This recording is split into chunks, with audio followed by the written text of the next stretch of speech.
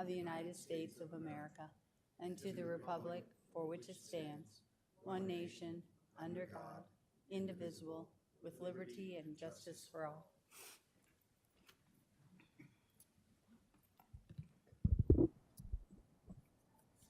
Brenda, would you please do the roll call? Sure. Director Hayes? Present. Director Poston? Here. Director Barnes? Here. Dr. Beck? Here. Director Klein-Jerome? Here. And Director Potts? Here. Thank you. Thank you. Director Barnes, would you please read the mission and vision statement? Be happy to. The mission statement: the Davenport Community School District is dedicated to growing excellence in academics, the arts, and athletics for every child by ensuring the highest quality education in an environment shaped by our diverse community, preparing our students to be lifelong learners and productive citizens. Vision statement: education that challenges conventional thinking, prepares all students to compete in a global society, and inspires our students, parents, staff, and community to answer the question, what if? Thank you. Director Poston, would you please read the guiding principles? Opportunity. We provide abundant opportunities to empower students to reach their full potential academically, creatively, and socially. Collaboration. We foster an environment that allows students, families, and community stakeholders to come together for the betterment of our students' education and future. Transparency. We share relevant and important information with our students, families, and the community to maintain open and productive communication. Superintendent Schneckloff, would you please read the goals? Today we're focusing on number four, foster the innovative use of finances, facilities, and staff. Thank you. There is no public hearing, so we will move on to board reports. And I don't care which end you want to start on, just. Hello, everyone.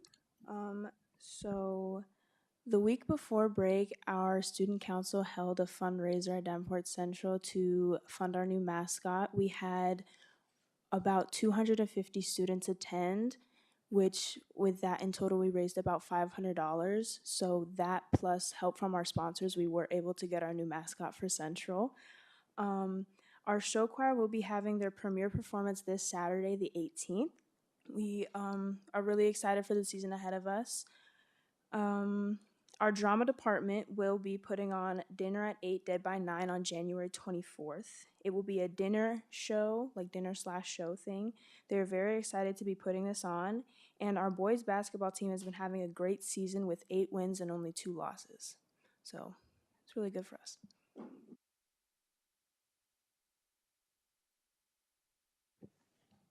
All right, hello everyone once again. So many things going on. Firstly, at Central, we just had more tutoring nights. Students were able to catch up, especially since the end of the term is coming up on us this Tuesday and Wednesday. Our NHS chapter just recruited about 70 brand new members based on criteria like having above a 3.5 GPA, completing service in the community, along with the 4 pillars, which are character, scholarship, service, and leadership. So we're very happy to have their sort of commencement ceremony near the end of January. And over at Sudlow Intermediate, they're having winter dance this Friday. If you guys could volunteer, that would be amazing. But I've heard that the students are very excited to have a dance this time of year. It's very dreary outside. Hello, everyone. Over at Mid City, right before break, we had a hot chocolate bar and some holiday crafts that my peers really seemed to like. Also, over the weekend, we had Saturday school that was really successful. We have a new class, Equity Lab, which is Arizona university hosted sociology class. That's college level. Also, attendance was improved month by month. So from October, November, and December, they were improved from last year. And then with that, because there was a lot significance in attendance, there was finals opt out, and then IJAG also was able to raise, I believe, about $240 for the Davenport Autism Center.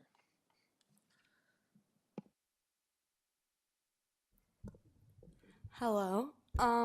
Hayes has hosted multiple events for families to get involved in their students' education, and they have found great success in doing so. Walcott, Bluegrass, and Buffalo have hosted a joint orchestra and band concert at Walcott, and all of the schools are thankful for West's support with their programs, and it's going to show positive signs for our future and our music program at West. Wilson also held their chorus concert at West a few weeks ago. And then our winter sports at West are off to a great start. Girls basketball is 2-0 for the 2025 season, which is great. And our boys in wrestling and basketball is working hard to do so as well. West also hosted a catch-up academy to help students who are behind in their classes catch up for finals and get their grades up. And we're eager to start finals tomorrow. Well, you might be eager, but I'm not. For our Joy Club, we've been helping out Brick House, which is a local after-school program, and we went there to go see what it's all about last Tuesday, and it was really great. We're gonna start a paper drive at North to raise paper for them. Our green team is hosting a Ripples of Plastic on February 2nd at the Putnam Museum. I will be going on the radio to advertise it, and on Channel 6 News, I'm pretty sure, within the next month. And for our math club, we've officially signed up for MathCon, and we'll be doing that by March 9th.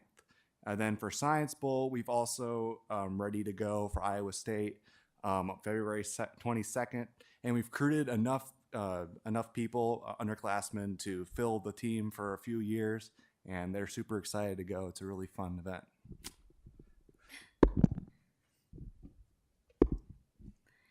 Good evening.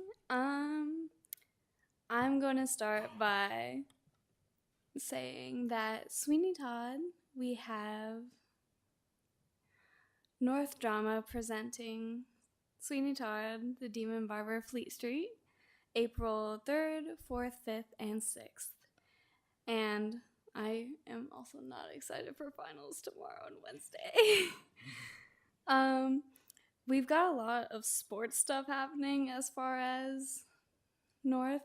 We got boys wrestling versus Central on Thursday, January 16th, as well as a winter vocal concert in the auditorium. And also, as a show choir kid, I gotta represent, we have a show choir spectacular on Saturday, January 18th. Thank you. It turned on. Thank you very much. Always interested, always try to take notes whenever there's musicals or theater or arts going on, so be sure and share that with us. I write them down. Next up is we're going to flip a couple things in the presentation, and we're going to start with the auditor's presentation.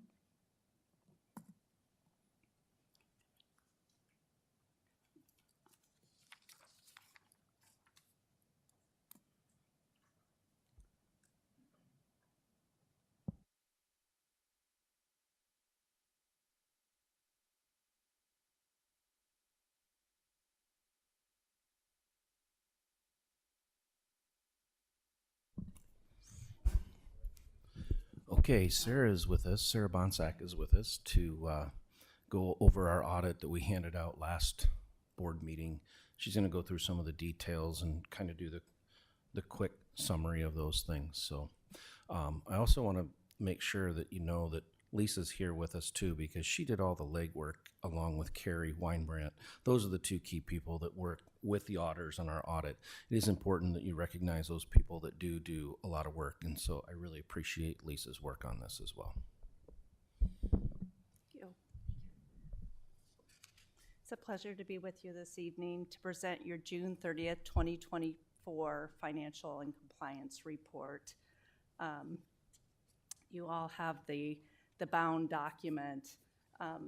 The first page of the graph, I wanted to go through some of the highlights of what's in that document. I know it's large.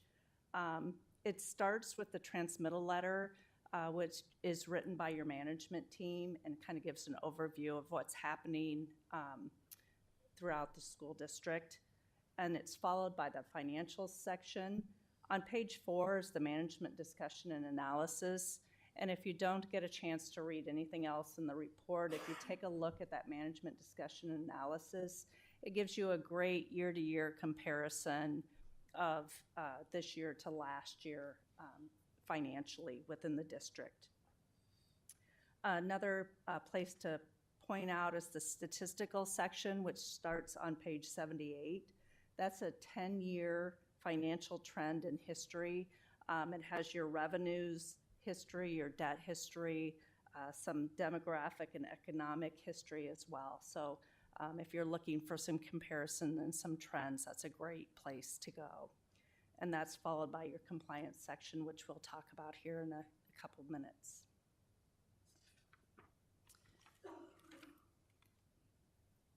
The required communication is kind of a summary of the audit results. And we've often referred to that kind of as the report card of the audit. The financial statement audit is the first type of audit that we do. We issued an unmodified opinion, which is the highest form of opinion that you can receive. That's followed by the government auditing standards audit. And the purpose of that's twofold. One is to look at your internal controls and to test it to make sure that it's functioning as it was designed to function, and also to look at your compliance with laws, regulation, contracts, and grants. If you turn to page 110 of the bound document, that is where the government auditing standards audit and also the next audit that we do, the federal single audit results start. This year, the districts expended $53.4 million in federal expenditures. Of that $53 million, $33 million of that was ESSER funding. On page 114 is a summary of your prior year audit findings. And you'll see that the district worked very hard this year to correct many of those that were noticed last year. There is one government auditing standards significant deficiency reported on accounts receivable and revenue. The district has been in the process of correcting that finding.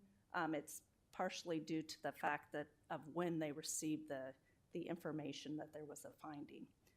So we continue to work with that and to work towards correcting it. For the federal single audit, there was one instance of non-compliance, and again, that was kind of a timing issue with the indirect charges to the ESSER funding. But we will test that again next year and look forward to that being corrected. And then I was just going to do a couple high-level reports on the governmental fund revenues and the expenditures of the district. The first one is the governmental fund revenues. This year, your total revenues for your governmental funds was $269,700,000 compared to $255 million in the previous year. So there was about a $14 million increase. If you look at the property taxes and utility taxes, there was actually a decrease of about 3.9%. That decrease is due to the decrease in the district's rate, which went from 15.597 to 14.9, which is also about a 3.8% decrease. The other local, you'll see that increased about $2.6 million. That's primarily interest income this year, which increased 2.9 million, just due to the rates that the district was able to obtain. The statewide sales and service use tax decreased this year, but really that's because there was an anomaly last year that they had ceased doing the true-up that used to come in November and had given all the funds that were due to the district before the year end. So last year it was up about 2 million. The last is your intergovernmental revenue.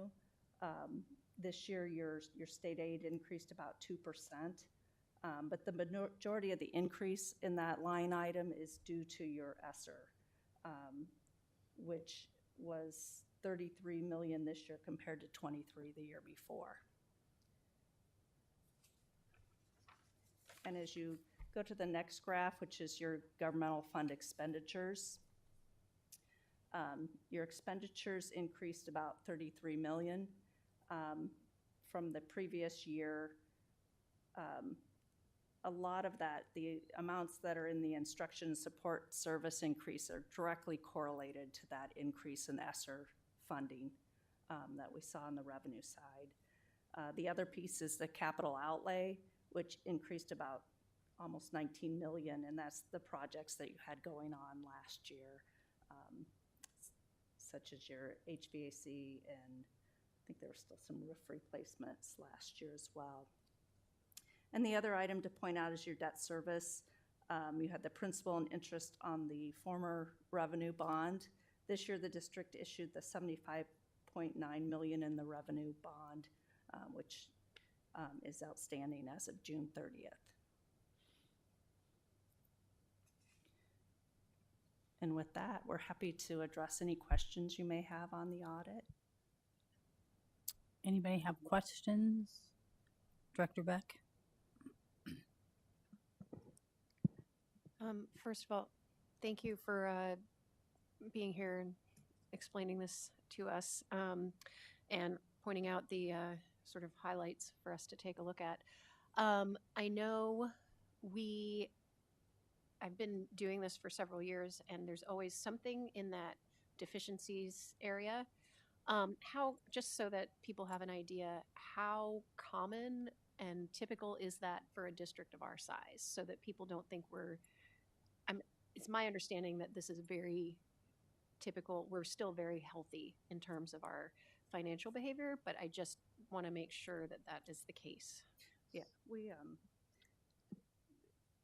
there's significant deficiencies within districts this size, and there also are in smaller districts as well due to different challenges. What we really look forward to in those is, and why I highlighted it, is that many of those items were corrected this year, and so I think that's just really a positive trend for the district. Anyone else? Director Poston?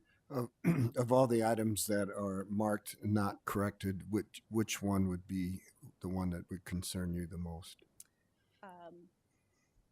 It would be the first one, which would be the insufficient segregation of duties over the accounts receivable and revenue item, and we've been working a couple years on that. But last year, when we had given some suggestions for trying to correct that, we would have repeated that anyway because of the timing that you'd been through, virtually half the year by the time that finding had been reported. So, thank you. Anyone else? Yes, thank you very much for this, and I want to thank Kevin and Lisa and staff for making so many corrections on this. This is outstanding. So, thank you very much. Thank you.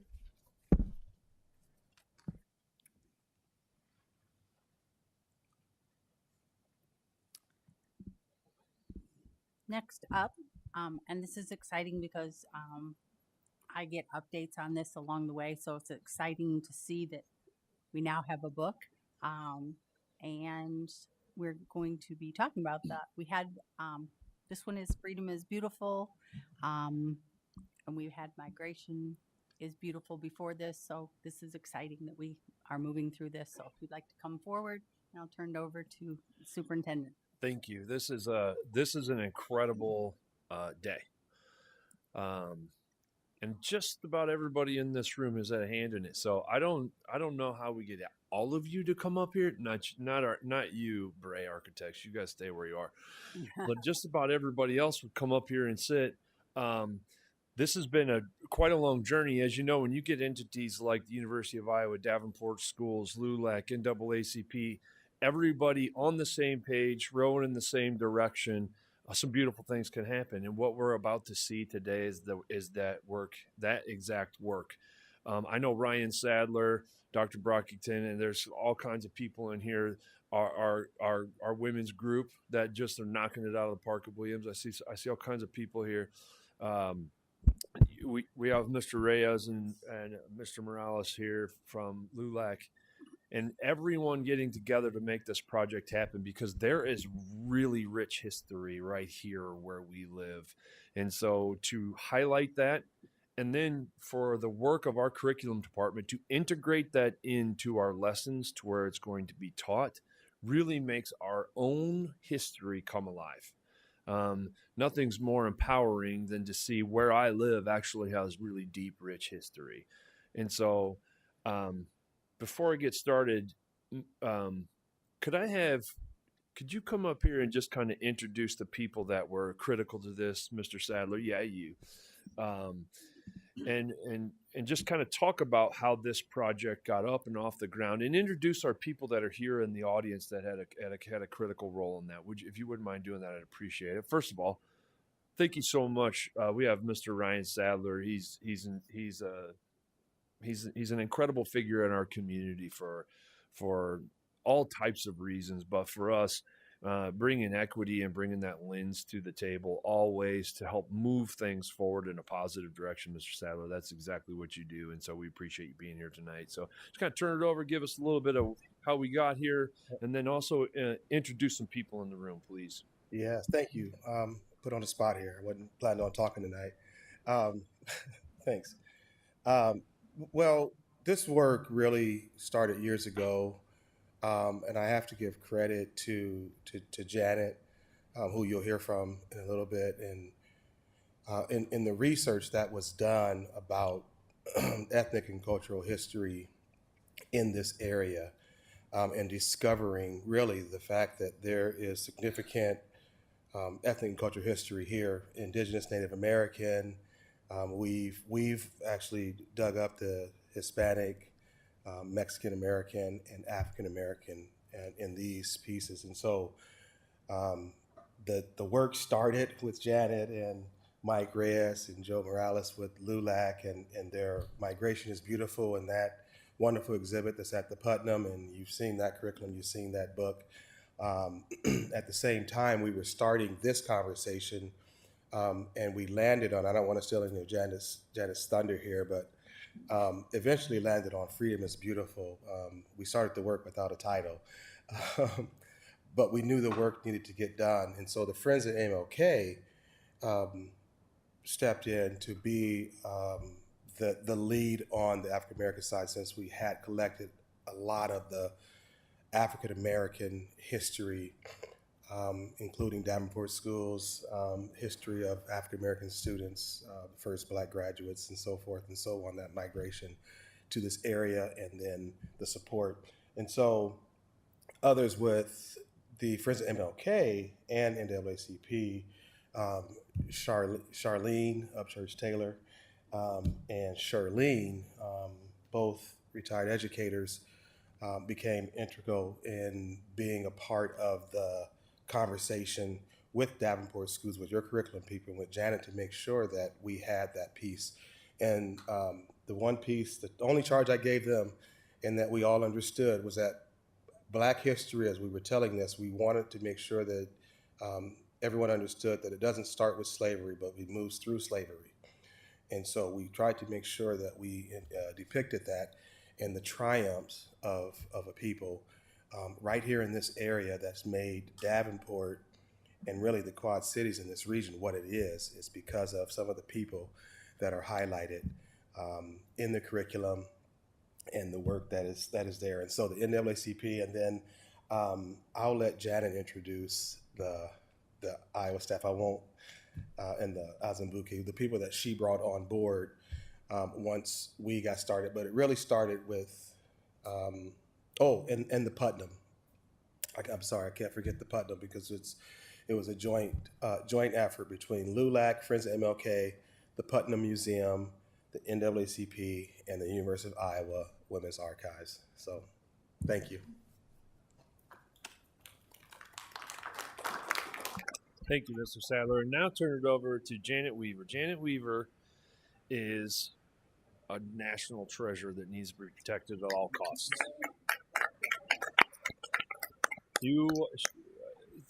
The work that you've put into these, I mean, look, this is striking. The artwork on the cover of this is striking, and the freedom is the migration is beautiful is the exact same thing. And so I want to thank you for your work that you put into this. I'm very excited about our presentation, so I guess I'll turn it over to you to kind of get us going here. Okay. Can you move the slide? So thank you so much for inviting us all here. We're so excited to present the new book, Freedom is Beautiful, African American Migration to Iowa in the Civil War Era. And as Ryan mentioned, this has been a rich collaboration of so many people. And I want to make it very clear, I didn't do any of this, We hired an incredible graphic designer. He's the one who's like, here you go. And I'm like, yes. And so there's been so many amazing people working on this. As you know, I work at the University of Iowa Women's Archives, where I'm the curator. And here with me is Deirdre Dougherty, Professor of Educational Resources at Knox College. Now, she's an invisible collaborator in this project, without whom none of the grounding of the work of connecting the lessons to the core standards would happen. And so between us, we're going to talk a little today. We'll have the next slide. And I also want to just mention that Melissa Trimble worked with us so much from the Davenport School District, as well as Bonnie Assay and countless others. This has been such a long collaboration. So we're starting here in 2021, as TJ mentioned, with the Latino history lessons developed and taught in 4 districts: Davenport, Muscatine, West Liberty, and Columbus Junction. And then in 2023, the companion book at the request of the Davenport School District. Can you write a book? This was the first time we'd ever done anything like that. And the answer to that question was, yes, we can do that, with a lot of help from our friends and colleagues. And that same year, we started to develop the African American history lessons. And this is where we brought in the Friends of MLK, specifically Charlene Upchurch Taylor and Shirlene Martin and Ryan Sadler, to help us sort of develop out the lessons and where would the focus be. And we're just thinking of African American history in Iowa. And as we worked, we narrowed it to this period of the Civil War era, because you cannot teach everything at once. So we focused on a specific area, and also wanting to connect to the story of migration. So that fit the bill. So where did we go from there? The lessons were taught in 2024. This last spring, the African American lessons were taught for the first time. And the other thing that happened in 2024 was we connected on the Latino lessons with the Iowa Department of Education. They actually asked us to share the Latino lessons with them. And Deirdre was the one who drew together everything. And we sent all the lessons to Stephanie Wagger at the Iowa Department of Education, and she pushed that out to teachers across social studies teachers across Iowa. So that was a goal that I really never thought we would achieve. And that happened last year. And last year also saw, once we had the lessons for the African American history, we wanted to move forward with the book. And so that involved bringing together a team. And I totally relied on Ryan to help direct me in terms of who would be part of that. And he suggested Shirlene and Charlene for sure.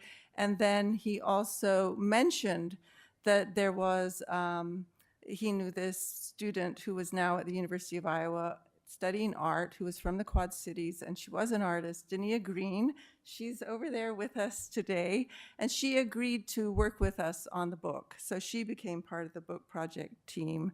And then with Dania's insight, she connected me to Gwen Ballard Patton, who's here with us today, the artist from the Quad Cities. And now you've seen the book. All of the illustrations in the book are by Gwen. They are amazing works of art. The thing that's very different about this is those are hand-drawn. They're not graphic design. They're all done in her studio.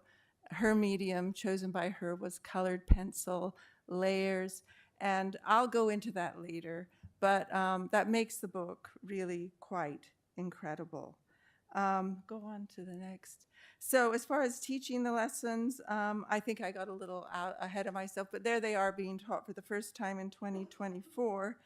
And so before we move to look at the book, I want to ask Deirdre to tell us a little about how they connect to the core standards for social studies. Thank you. Can you move to the next slide? Oh, or maybe the next slide. Sorry. Okay. So for grade 3, with social studies, we have inquiry and content standards. So inquiry standards are more like skills and content is more like information. I think this is weird because of I made a weird animation, but anyways, so it's overlaid. But with the inquiry, we have gathering and evaluating sources, thinking about credibility, developing claims and arguments based on evidence. Geography is thinking about the choices that people make to occupy certain spaces and how those spaces are constructed, and thinking about the natural landscape. And then in terms of social studies, thinking and critiquing about historical sources and evidence and inferring audience, purpose, and using that to build arguments. And then the two standards that are maybe the most important are the Iowa history standards that encapsulate the movement of different groups in and out of Iowa, hence the migration, including the removal and return of indigenous people, and then the cultural contributions that different groups have made on Iowa. And so between inquiry content and the standalone Iowa history standards, the African American history of Iowa and the Freedom is Beautiful is linked to these larger goals and these larger content and inquiry learning goals. Could you go back? Sorry. Okay. This is an example of one of the lesson plans. They're going to be revised based on the book, so they'll be revised to be in line with the book. But this is an example of how we might teach with primary sources. First of all, we would, in a classroom, think about what a primary source is, which would have students thinking about that as a terminology for historical inquiry. And then this is the kind of source that we would have students read as a text or a visual text, asking questions. What do you see? What do you think is happening? Inferences, using clues. And then in this scenario, it was taken at, I think the picture was taken at Rock Island Arsenal. We could then have students connect to their daily lives. And I think multiple people mentioned this, but there's this question among scholars is where did America happen or where did history happen? And I think what this shows us is that history happened here. History is happening here. And there's a universality to it that allows all people to understand and is incredibly motivating to students because of the connections that they can make to their daily lives. Oh, yeah. Why does place-based learning matter? I sort of spoke about that. But essentially, the American Library Association, the National Council of Social Studies Educators, the American Association of School Librarians, the Library of Congress, the Smithsonian, all agree that when learning is built into the idea of place and makes use of students' background knowledge, the world that they live in, the way that they walk to school, the streets that they take for granted, that it becomes that much more vivid and allows students to develop historical empathy and other kinds of skills that are important and that are that are in relation to inquiry content and Iowa history standards. Next slide. You want to talk about this? Yeah. So we're looking into the very beginning of the book. The footsteps came from the idea of Shirlene and Charlene during what I came to call this the book project team. We met so many times on Zoom to hash out what this was going to be, how it was going to look. And I really felt like that was great. The words, imagine having to leave your home with no way of ever going back. I believe those are Dania's words, some of the first words she wrote when she was working with us on this book.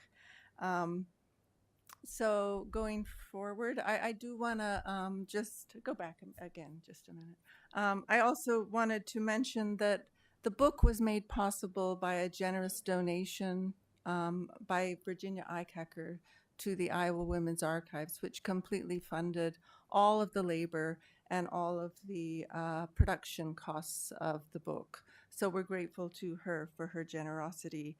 And the other thing I wanted to mention, that in addition to our community stakeholders, a very important part of the work was relying on subject specialists. And we were incredibly fortunate to have Professor Emeritus Leslie Schwalm, who's here, as our key advisor in all the scholarly aspects of the work. And it was absolutely essential. Without her input, it would have been very hard to have the confidence going forward that we were going at it in the right way and digging into all the resources that we could possibly find. So speaking of resources, for going to the next slide, for this book, very few resources were actually preserved in the Iowa Women's Archives. This is one of them. It's the first story. This book follows a biographical structure. It tells the story of a handful of African Americans and how they came to Iowa during the period of the Civil War. And here you see a photograph of Rufus and Matilda Dandridge, who migrated at the end of the Civil War from a Kentucky plantation up to Keokuk. And that photograph is preserved in the Iowa Women's Archives, and the original is really, really beautiful. Here you see an example of the way Gwen drew the maps so that the kids get this spatial awareness of the journey and just how far it was and the method of transportation. So they're looking at location and space. The next story, actually, we come back to the story of Milton Howard. And this one was really difficult. Gwen and I struggled over how would the map be, and we ended up having to have two maps. So this is actually the second map. The first map tells the story of the fact that he was born free in Muscatine and kidnapped and sold into slavery in the South. And then he returns. So he returns to northern Iowa up there in McGregor, and then joins the Black Regiment and goes back south to Arkansas to fight in the Civil War, is wounded at Wallace's Ferry, and then comes all the way back to Davenport, where he spends the rest of his life working at the Rock Island Arsenal for the next 56 years. So, and then the next slide is the story of Matilda Bussey. And here you see a wonderful scrapbook that's preserved in the Putnam Museum. And that's where her photograph is. And here you see, it was actually Leslie Schwalm's work that we're drawing on here to tell this story of how Matilda Bussey and her family escaped from the plantation where they lived by stealing the master's wagon and oxen and making for the nearest fort, Fort Hyman, during the Civil War. And Gwen's illustration really captures the urgency of that situation. And always her illustrations, I think, carry the narrative and encourage the students to read and understand the stories that are unfolding. And another thing I want to mention about Gwen's dedication is the extent to which she did incredible research for every one of these illustrations. Because when we research to write history, we do one kind of research. When we research to depict an illustration of the past, it raises different questions. And so it was always intriguing to work with Gwen and work with her to answer the difficult questions that she asked that took us back to primary sources to read them with new eyes for different types of information. So the story of the Boosie family is that they do eventually make it to Davenport, where they settle. And this is a scrapbook that tells, the title of this scrapbook is Noted Colored People of Iowa and Davenport in particular. And actually the process of developing the book involved Chris Costell bringing the original scrapbook to the university libraries, where it went into the conservation lab to be assessed and then to be photographed. And what we're going to do is, it's such a remarkable resource that what we're going to do is Chris is going to bring it back to the library conservation lab to have the whole scrapbook photographed, and then additional conservation work done on it. It will come back to the Putnam, but the digital form of the scrapbook will be available through the Iowa Digital Library so that everybody can access it. So these are some of the benefits that have come through the process of working on this book. Next slide. Next, we do address the fact that sometimes we don't know the answers. And here you see a blank portrait. We don't actually know what Susan Clark looks like because there is no known photograph of her. So we kept her portrait blank because we want students to understand that it's okay to say, I don't know, not yet. So anyway, this tells the story of an important part of Iowa history. Susan Clark, the daughter of Catherine and Alexander Clark in Muscatine, famous civil rights activists. Her story, Susan's story, focuses on how when she was 12, she wanted to attend the public school that was in her neighborhood, but was turned away. This culminated in a lawsuit in which the Iowa Supreme Court ultimately ruled that, quote, all youths are equal before the law. And in 1868, Susan attended the public school in Muscatine and graduated in 1871. Next slide. The book closes with a glimpse into how Iowans celebrated Emancipation Day over 100 years ago. So I'll end it there. The book, there's much more in the book and much, much more in the lessons. And I just want to thank the Davenport School District for supporting this work and to say that it's been an incredible learning experience for all of us, and we're deeply appreciative to have had the opportunity to work with the amazing leaders and teachers of DCSD. Thank you.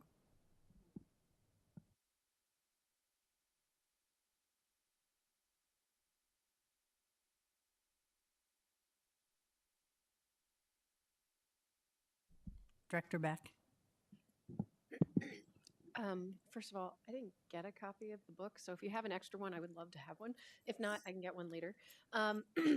Second, I actually have the Migration is Beautiful in my in my bag still, and I just thought that was amazing. This is yet again, like, you guys really hit it out of the park. So thank you to everyone who participated in this project.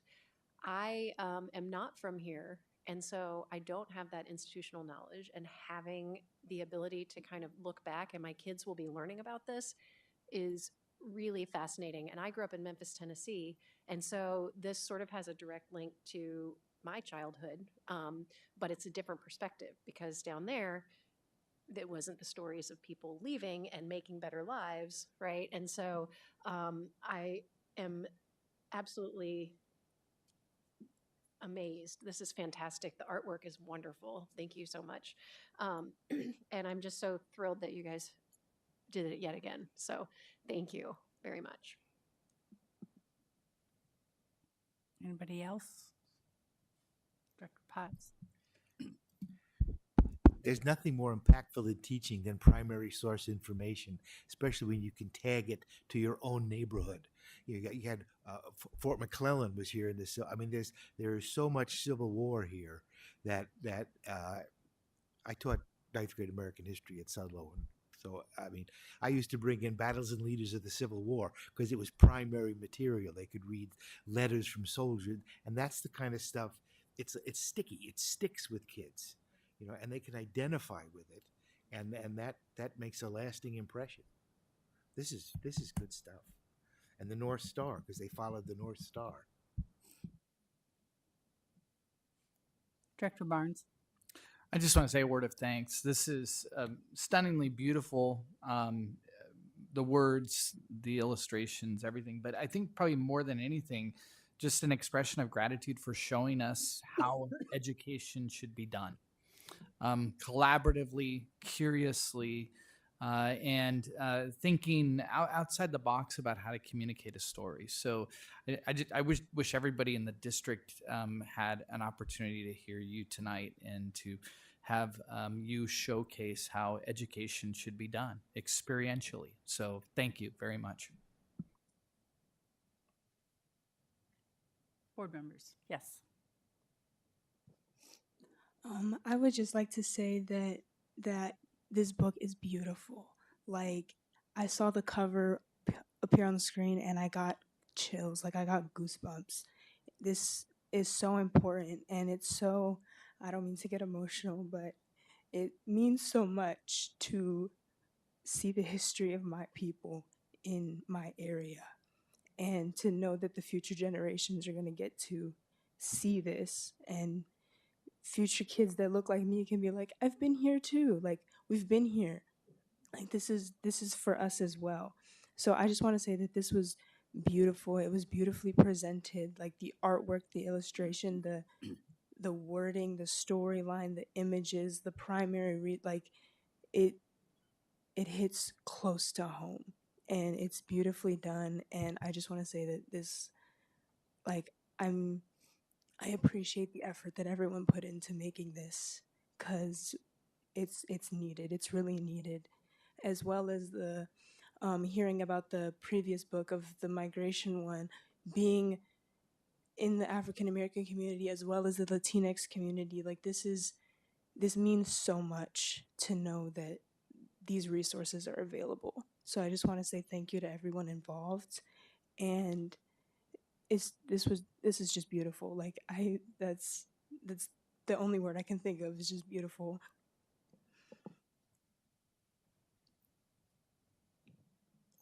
I just would love to extend another thank you to every single person who worked on it. Well, as someone who grew up racialized as Black American, because I am from Africa, that's where I'm born. I was born in Togo. But growing up here, it has been a journey to learn about the history of Davenport, but not just Davenport, of Black Americans and African Americans throughout the history of this country, and the roles that they have held and the experiences that they have had.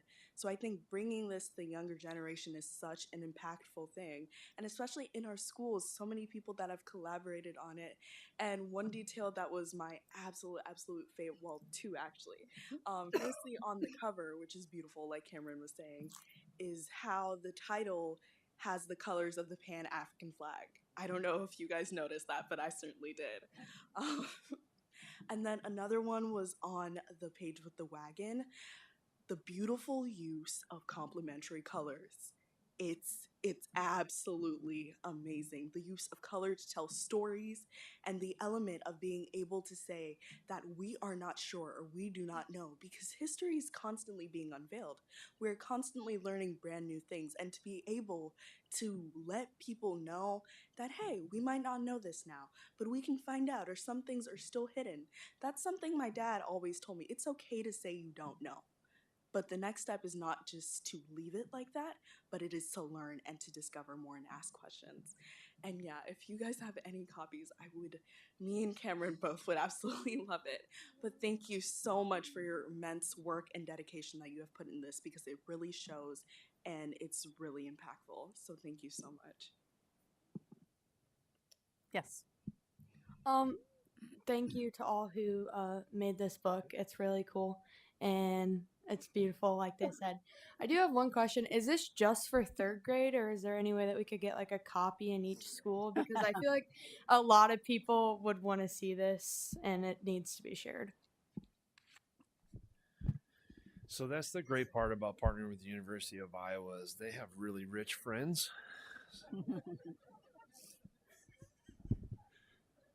Right, Doc? We're gonna have to find some friends to do that.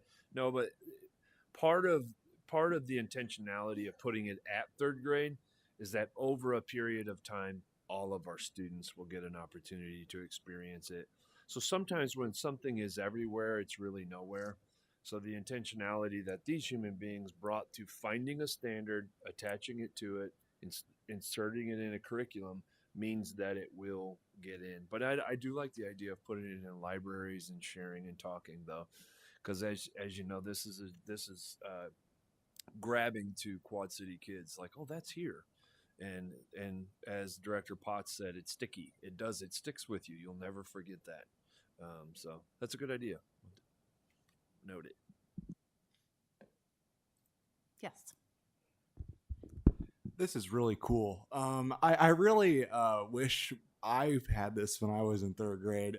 This is definitely the type of stuff that would get kids actually interested in history. I think that we should continue going down this road, making more of these. It's really great. And yeah, it's amazing.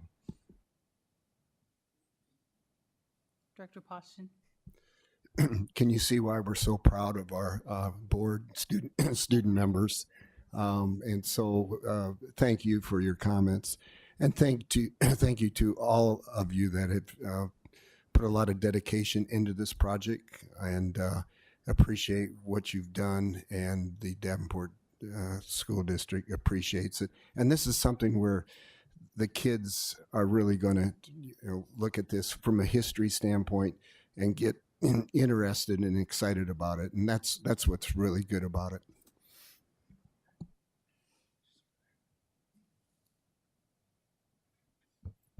Yes. Sorry to break protocol, but I would be remiss in saying that Dania Green is a graduate of North, class of 2021. Oh, that's exciting.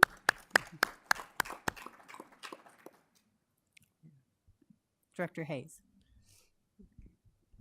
Actually, like Director Beck, I too am not a product of the Davenport area, and seeing this information, it is really nice to see it. And I guess the addition with a lot of the Black history being removed from the curriculum in the state, it's nice to see that this is approved and added by the state. So some of our children will still be able to find, some of their history.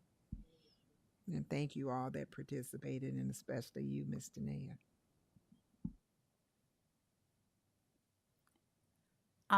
I went out last year and saw a lesson being taught.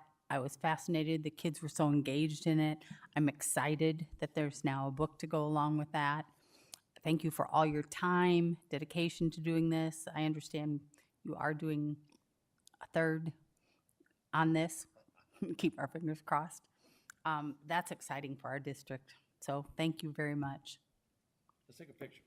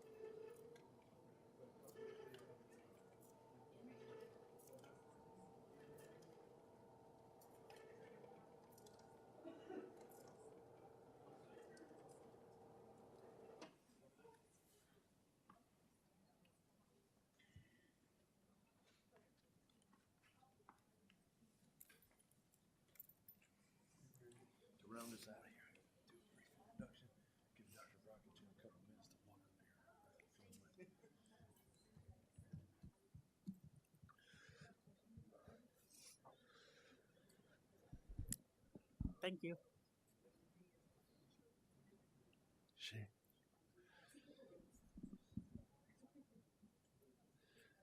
Making his way up to the podium right now is Dr. Henry Brockington. One of the things that we really wanted to do is highlight a partnership with the NAACP and Davenport schools. 3-4 years ago, we committed to meeting on a monthly basis and really discussing ways that we could collaborate and work together. And so Dr. Brockington, who's been a pillar in our community for a very long time, has one of the leaders. He's the agenda keeper, and he's the timekeeper, and he's the keeper, keep us on track keeper, I would say. Is that agree? And he also follows things up with a wonderful prayer at the end of our meetings, which is greatly appreciated. So, Dr. Brockington, thank you so much for being with us today and talking to us a little bit about the relationship between Davenport Schools and the NAACP and what we're trying to accomplish. And I know one thing you better mention. Just saying. Our WIN group at Williams better come up in the conversation, right?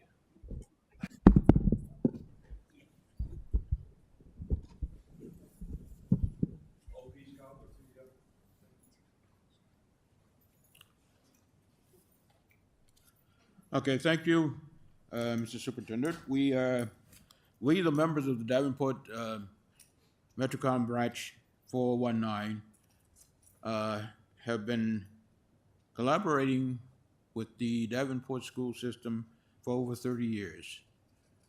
We've done this not because we thought that we knew more than everybody else or that the Davenport school system was the worst place in the world. If you just watch the presentation that was just done, we know that that was not true. One of the reasons why we decided that we wanted to become a part of helping the Davenport system to improve even more, because yes, any system is good, but it can also stand improvements. And we wanted to make sure that we helped the Davenport school system reach its goal of the mission of providing education for all students. And to do that, we looked at our mission. Our mission meaning the mission of the Davenport, of the NAACP. And that mission is, the mission of the NAACP is to ensure the political, educational, social, and economic equality of rights of all persons and to eliminate racial hatred and racial discrimination. We did not think that the Davenport school system was a hotbed of racial discrimination, or we would not have consented to be a part of helping the Davenport school system to grow. But we didn't think that we came here with all the answers, but we thought that we had something that we could provide to the Davenport school system and to community of Davenport by getting information and providing this information to parents, to students, and to the Davenport school system as well. How have we done this? We didn't come in to destroy, we came in to help. And we continue to do that. And to do that, sometimes we get answers. And when we ask for answers, we get them. And we convey these facts then to the community and to the school system, thanking them for what they've done. How have we done this? How have we helped the Davenport school system? How have we helped the community? Well, we've done it in many ways. If we look back over the 30 years or so that I've been involved with helping with the Davenport school system, I come up with some of the facts that we have used and some of the methods that we've used to, and continue to use in helping the Davenport school system. One of the ways that we've done this, we've acted as tutors, we've acted as mentors, we've served on committees that involve the community and the Davenport school system. We've attended school board meetings. We've met monthly with superintendents and administrators.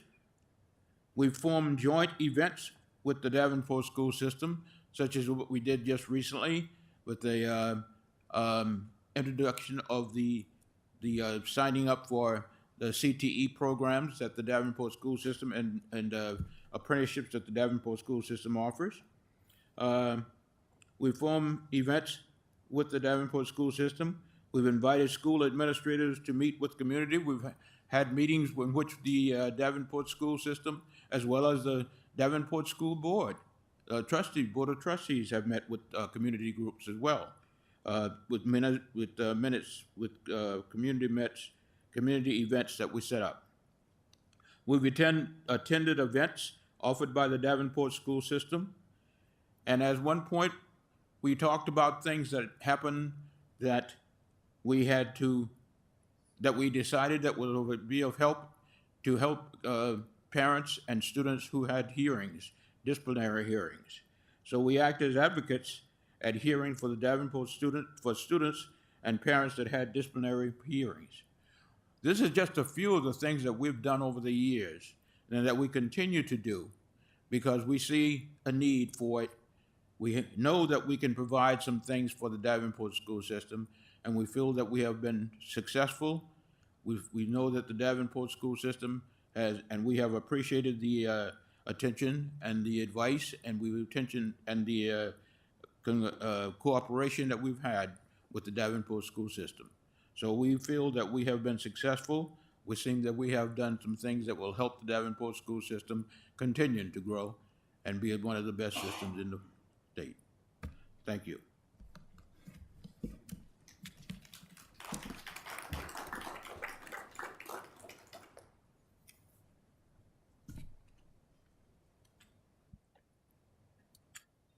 Next on our agenda is board reports.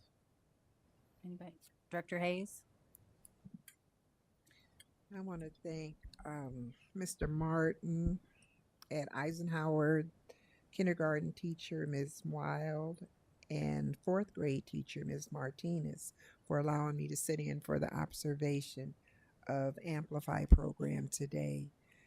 One phrase that they use with the curriculum being so extensive, rather than leaving out portions of it, they said you don't delete it, you skinny it. So they called it skinny, not skip portions of the programs. And just watching the interaction of the young people, and especially Ms. Martinez, she really incorporated every child in the room in the program. And they went to a point of taking off, everyone took off their shoe.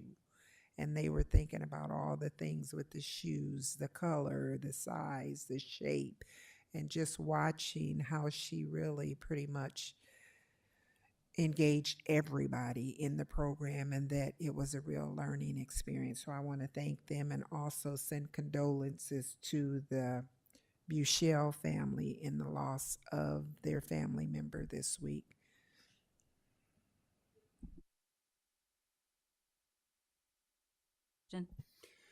This is from before Christmas, but we haven't had any meetings since then. And I just want to a shout out to Shani Ford and the ASC staff for putting on the Christmas program or party for our homeless families. And so it's eye-opening, and it's heartfelt when you see what some of our families are going through and some of the tough times that they're having. So appreciate all the volunteers that worked on that, and the families were greatly appreciative. Anybody else? Okay, we'll move on. Open forum. Open forum is a time for members of the community to give input at a board meeting regarding school district issues or concerns. Individuals who want to speak, please fill out an open forum request and give it to the board secretary prior to open forum. The form is available in hard copy for in-person attendees or on the school board page of the district's website for those who want to participate virtually. Virtual participants must email their request to Brenda T. at tbren@davenportschools.org by 3 p.m. on the day of the board meeting. The board will not act on any issues presented during open forum if it was not published as an agenda item. Open forum meeting law prohibits action on any issue that is not on the agenda. The president may set the amount of time allowed for the individual to speak. The board asks that no charges or complaints be made against individual employees of the district or community. Remarks that reflect negatively on the character or motives of any person will be called out of order. You'll be asked to state your name and home address prior to making remarks. Brenda, we don't have any virtual, right? Okay. We do have one open forum, and that's James Davis. If you would come up, you have to push the button to make it go green to talk and state your name and address. And I'll give you 2 minutes. Got time? Yes, please. James Davis, 3755 East 61st Boulevard, Davenport, Iowa. I feel bad about what I'm getting ready to present to you, especially after hearing that presentation on the beautiful book and the things that are going on in the Davenport Community School District. First and foremost, thank each and every one of you for the work that you do to help our children. It is appreciated, and Happy New Year to you. There are dates that are set in my mind that I will never, ever forget. The assassination of John F. Kennedy, I know, happened on November 22nd, 1963. I can tell you when Martin Luther King Jr. was killed on April 4th, 1968. There's another date that is now stuck in my head, and that's December 17th, 2024. I'm sitting at a basketball game at North High School against Bettendorf, and blaring over the loudspeaker was rap music stating in this, in that, using the N-word. And I was appalled. I'm trying to be as calm as I can tonight because I'm in front of you. I'm still upset and agitated about that incident and what happened. We have, as a society, in my opinion, started this process of normalizing that N-word. And I wish that we would just get rid of it forever, because for us folks that have a little bit of gray in our hair, it reminds us of days gone by that we never ever want to go back to. And so I don't know if the school district is doing anything about the incident. I sure hope so. I never ever want to sit in an open forum in a public arena and hear music, and out of that music is the N-word. It would be akin to listening to music and every other word was honky. It's offensive. And so I appreciate your listening ears. And TJ, I hope you've done something. If there's any questions, I certainly will entertain those questions if that is within your forum. Otherwise, thank you for allowing me to speak. Thank you, Mr. Davis.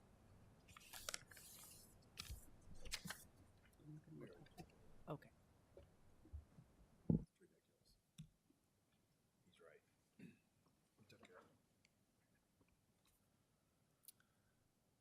Next up is the consent agenda.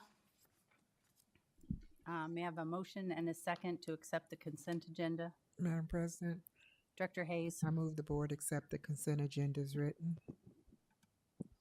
could I have a second? Second. It's been moved and seconded. Are there any questions? Seeing none. All in favor say aye. Aye. All those opposed? Motion carries. Next up, superintendent's report.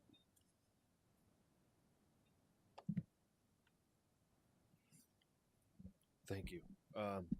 Inside your consent agenda today, there's some incredibly exciting news in there. And I wanted to read an email from Nikki DeFall that she sent out to quite a few people. It says in 2022, the state awarded the Mississippi Valley School District Consortium a $3.7 million teacher para-educator grant, fourth largest in the state. The consortium is comprised of Bettendorf, Clinton, Davenport, Muscatine, North Scott, Pleasant Valley, West Liberty School District. Davenport is the fiscal agent and manages the grant on behalf of the partner districts. Eastern Iowa Community College, the University of Iowa RAPPL program, Upper Iowa University, Western Governors University, William Penn serve as post-secondary partners of the grant. In December 2024, the consortium had 90 active participants in either the teacher aide, the paraeducator track, or the K-12 teacher track. The majority of the K-12 teacher apprentices are pursuing special education endorsements. 14 teacher apprentices consortium-wide graduated with their education degree in December 2024. And on Monday, today, the DCSD Board of Education will welcome 3 of those graduates into the teaching ranks, bringing DCSD's number of new teachers from this program up to 6. In addition, the 6 DCSD staff will complete their student teaching this May. It goes to show that there were some really good things that came out of our ESSER dollars, and that's a pilot program that absolutely works. We have our paraeducators who have a little bit of some form of college, a little bit of background, know that they want to work in this environment, know many of them are from the neighborhood, from the community, and they're going and filling hard to fill jobs. And I think that's an incredible celebration. That grant is incredibly difficult to manage. So to give Nikki DeFall a shout out, and John Flynn's really stepped up to help manage some of that stuff too, because it's a federal grant and we all know some of those federal requirements and the loopholes that they have to do. Nikki has done a wonderful job making sure that we're doing everything we're supposed to on that, and it's working. And so hats off. That's great. Anybody question, comment? Nope. Okay, committee reports. Breaking barriers. We had a meeting scheduled for today, but it will be rescheduled. Legislative advocacy. So we met with our legislators last Wednesday. I want to thank our superintendent and Sarah Ott for putting everything together and helping to lay out what we feel are our priorities for the coming year. I felt it was a very good meeting. I want to thank President Klein Jerome and Director Barnes for all their input in the meeting, and I think it was very successful. And then here at the end of the month, the committee will be going to Des Moines for the Day on the Hill. Thank you. Local School Improvement Advisory Committee. We haven't met since the last update. Okay. Long Range Facility Planning. Not at this time. Policy, we will meet in February. Recognitions, we have not met yet. And finance. We all heard tonight the audit report, which we as a finance committee had reviewed earlier. We will have a finance committee meeting next Thursday at 2 p.m. This Thursday at 2 p.m. Thank you. Next on the agenda, 11.01, the award of bid for Frank L. Smart addition and renovation project. Madam President, sorry. I move the board award the FL Smart Middle School addition and renovation project to the lowest responsive bidder, Bill Bruce Builders, in the amount of $40,200,000. Second. It's been moved and seconded. Is there any comments, questions? All in favor, say aye. Aye. Aye. All opposed, same sign. Motion carries. Next on the agenda is award of the bid for smart HVAC and controls. May I have a motion and a second? Madam President, Director Potts. I move the board award the FL Smart Middle School HVAC and controls project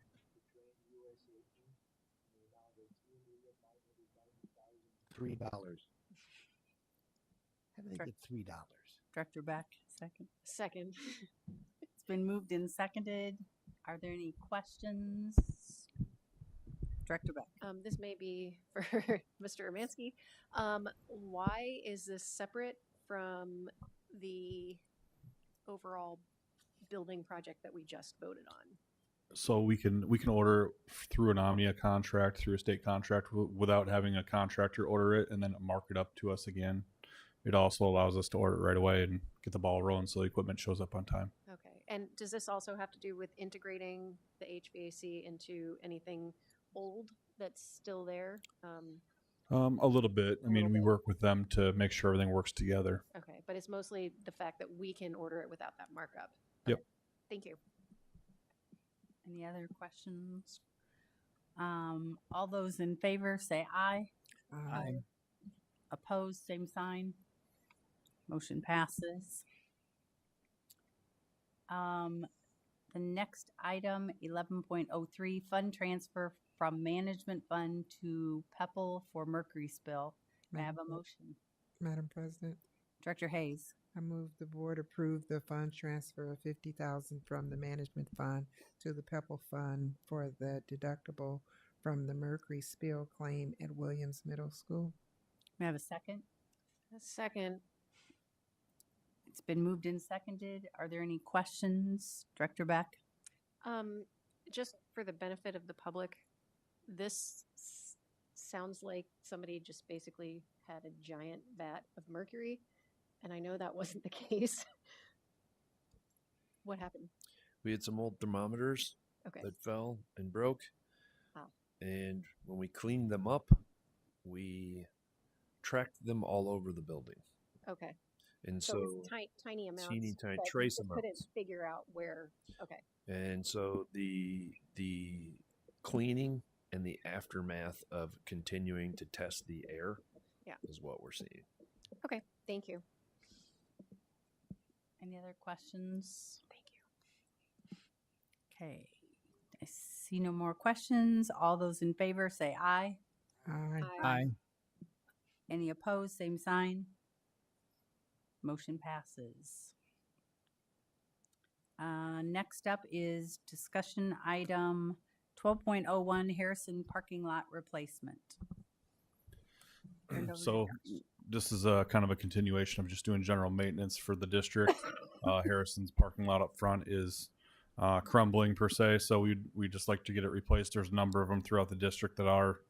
We have a certain amount of money that we had set aside for doing parking lot projects. Usually we just crack seal and seal them all, but I think it's time we start moving forward with start replacing some of them, or doing what we're doing here where we're grinding off the top and resurfacing. This isn't typically the amount we put on here to talk about, but it's an estimate, so I just wanted to get it in front of you guys. So if it does have to come forward later for an approval of a bid, you're well aware. Are there any questions for Josh? Director Beck. So you anticipate that we'll be needing to replace more parking lots?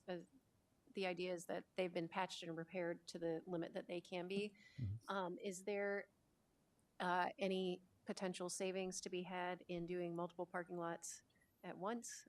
I know, Harrison's not that far from North, and I know they're getting work done in conjunction with the new building, but other schools that have There very much is. If we had the funds available to do a bigger project, I think I'd be all about that.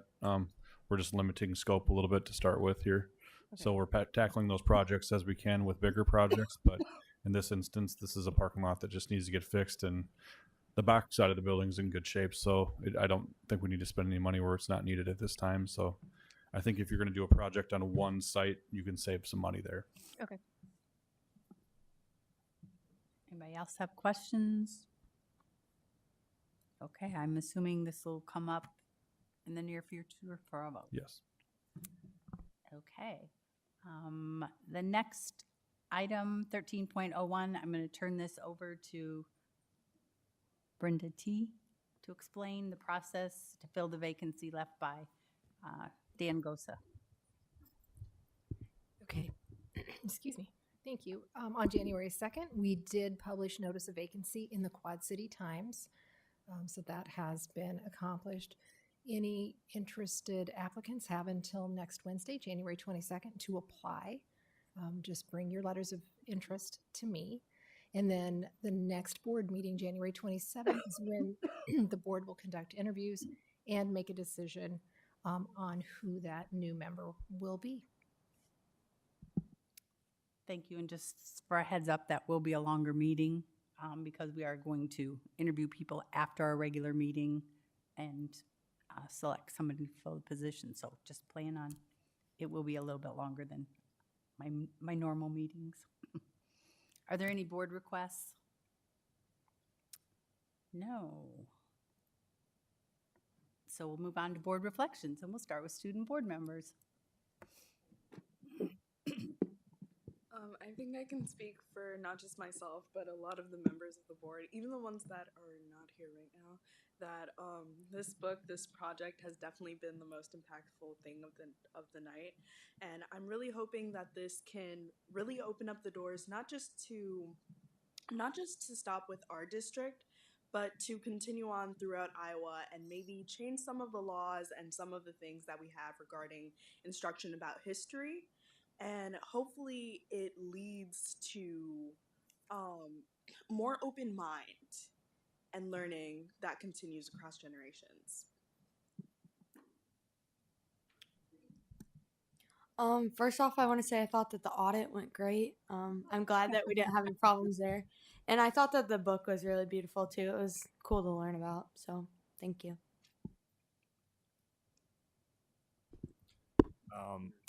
I think that this is a very interesting, or I think this is good. I think that for a lot of kids, they really don't like history. It's boring. But I think that if you were to do anything about that, I think this is definitely the thing. I mean, I looked through it and I'm interested in this. I would totally read this, and I will read it actually. And I think if I was in third grade, I would totally dig this. So, yeah, thanks for that. Thank you. Director Beck. Well, I would say the incredible amount of collaboration that went into this book is probably the highlight, and the product that came out of it. But also having an audit successfully finished and reported is a big deal. That's a lot of work that goes into that. So both of those things, I think, are the highlights tonight. Director Hayes. I would say the book and the number of people that worked together to complete it. And I was extremely impressed with our student board members and their feedback with the book and how interesting it was to them. It shows that we have a great group of people here, and you all do have a lot to contribute to our meetings. Thank you. Director Barnes. A couple things stand out. First, the approval of FL Smart renovation and new construction. That's huge for our school district and our middle school students. And I don't think we as a board can celebrate enough the investment that we are making at the middle school level in the school district. Absolutely fantastic.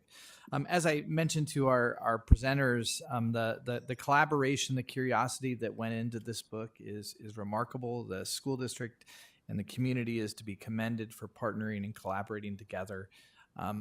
This is the type of market-leading education that we should be promoting in our community so that people know what is happening in third grade classrooms. This is the type of transformative stuff that we should all be about.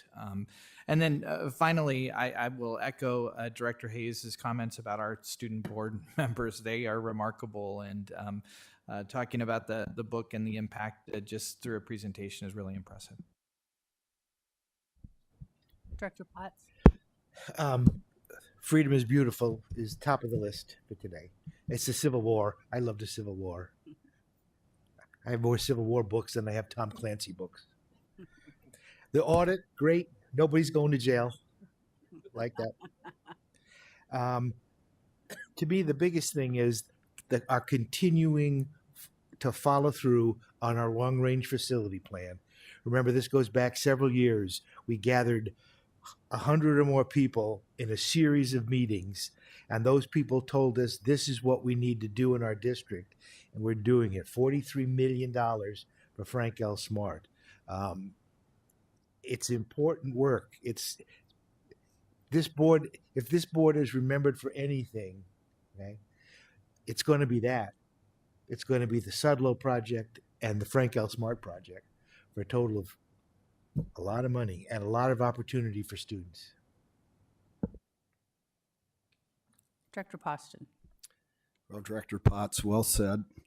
I would say that 4 or 5 years ago, I don't think any of us sitting here would have thought that we'd be building 2 new middle schools, for what we were going through. And so the school district has come a long way, and I'm just thankful that we have the people in place that steered us in the right direction, and nothing but good things in the future. Superintendent Schneckloff. I was emotionally moved by our student board members. And, we try and relay that to our community partners, but no one can say it as good as you guys do. Right down to the good job on the audit. Like, people don't think our kids are paying attention to that, and they are.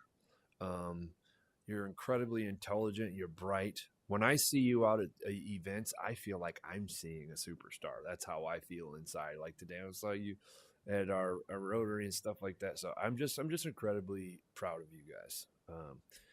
Frank L. Smart, that's going to be a game changer to a neighborhood that is ready. And this book, there is so much awesome. This is just scratching the surface. I hope this wakes something up in our community that continues to grow with that. Janet Weaver, Ryan Sadler, they have enough to do 30 more of these, and I hope they do. I also would like to say, student board members, it was like, oh my gosh, they're so passionate about this book. And it's not even for their grade level. And you are paying attention, contributing. That really touched me on that. The Freedom is Beautiful presentation, having, meetings and seeing, this is how far we are and coming. I appreciate all the work that they have put into that. The audit, good job, Kevin and team.